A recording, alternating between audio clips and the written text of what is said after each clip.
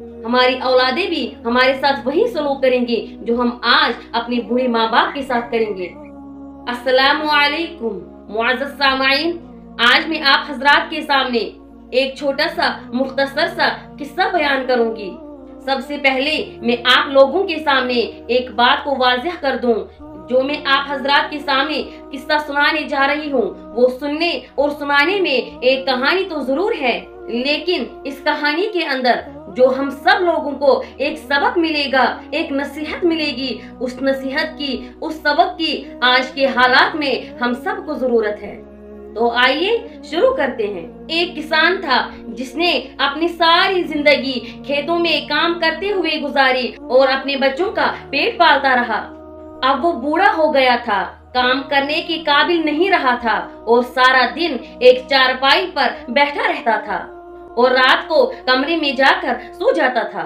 और उसका एक बेटा था जो अब जवान हो चुका था और बाप की जगह पर खेतों को संभाल रहा था।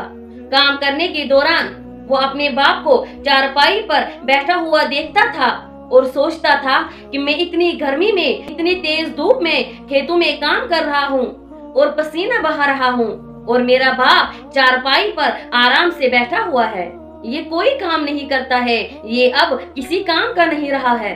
बेटा ये बातें सोच सोच कर टेंशन लेता रहता था और उसको गुस्सा आता था और उसके लिए उसका बाप एक बेकार चीज हो गई थी और वो उसको अब बोझ लगने लगा था।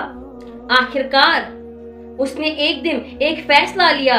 उसने लकड़ी का एक ताबूत बना लिया और उस ताबूत को घसीट कर अपने बाप की चारपाई के पास लेकर आया और बाप को बोला कि वो इस ताबूत के अंदर लेट जाए।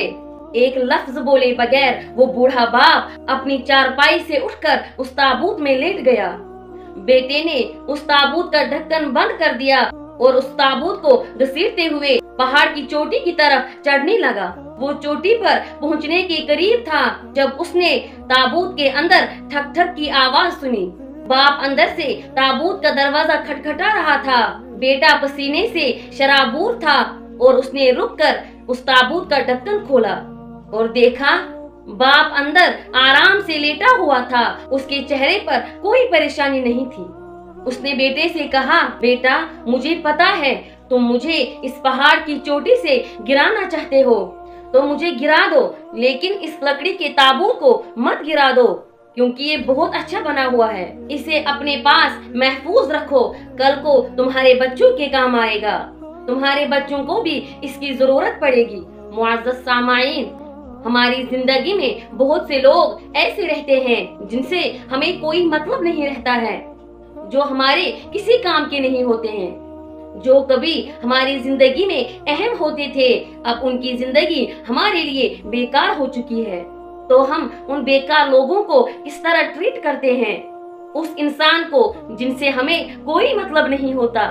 मुअज़्ज़ज़ सामाईन, हमें उन लोगों को इसी तरह इज्जत और एहतराम देना चाहिए जिस तरह हम उन लोगों को देते हैं जिनसे हमें मतलब होता है।